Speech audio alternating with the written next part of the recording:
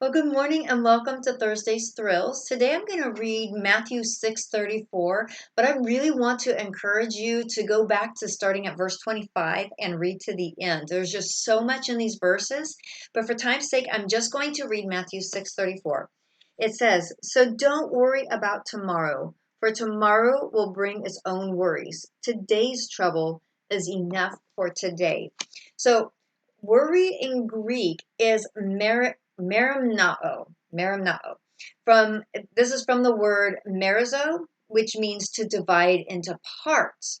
The word suggests a distraction or a preoccupation with things causing anxiety, stress, and pressure. So Jesus speaks against worry and anxiety because God is always watching over us and he's always mindful of everything that we need each and every day. He has great concern over each and everything in our life that we have need of. So too much stress and anxiety can actually wear you down and make you sick, both mentally and physically. I suggest you go on WebMD, and check out all of the illnesses and things that stress can cause on your body and your mind. It's fascinating, really. So it's different for everyone. Some people have low energy or upset stomach, headaches, sometimes aches and pains, chest pains, insomnia, and you can even get sick, like catch a cold more often than you normally would, just simply from stress and anxiety. It's pretty amazing how God created us and how stress affects us. Remember, He wants you to just lean on Him and trust Him because He always wants to take care of your needs. He's always there.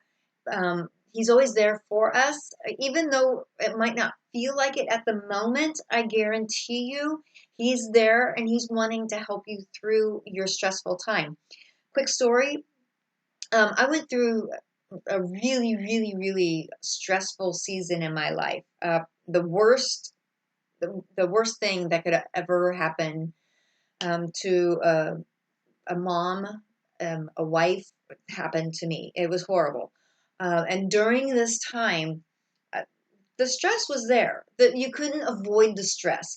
But the thing is, God told me in advance He was going to give me what I needed. He was going to help me and walk me through. And even though, because of my circumstances, I should have been hungry, I should have, been without, because a big part of my income went away during that season. But God always took care of everything. And I just relied on Him, knowing that the promises in the Bible were for me. He took care of every single one of my needs. Okay, that's not saying my wants, but He even did take care of some of those. The Bible doesn't promise to take care of our wants. God promises to take care of our needs. And sometimes I think we get a little confused as to what we really need and what we want. So I encourage you, if you're struggling, if you're worrying on a day-to-day basis about things, give it to God. I know that sounds so cliche and so, so a pat answer, but let me encourage you, come to God or go to God, and give it to him. If you have to go and picture yourself physically doing something, there was a season in my life, I had to surrender my son due to circumstances. And I had so many times tried to surrender him to God, but I found myself constantly taking things back. And I worry and I'd be concerned for him because he was going through such a hard time.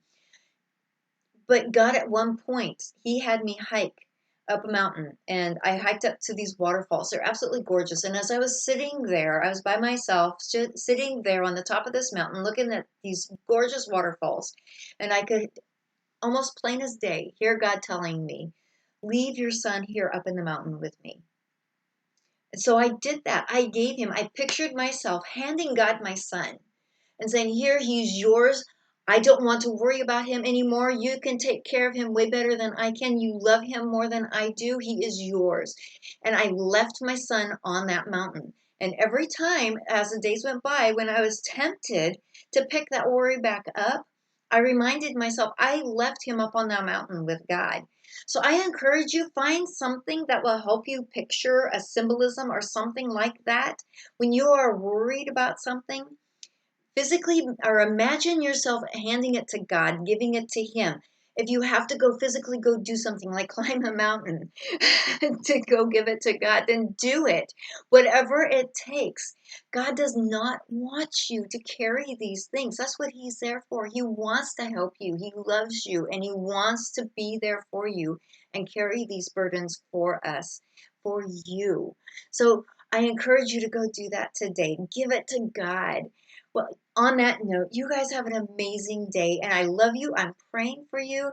Please don't hesitate to contact me if you have anything you want me to pray for. So, on that note, you guys have an amazing day and I will talk to you soon. Bye.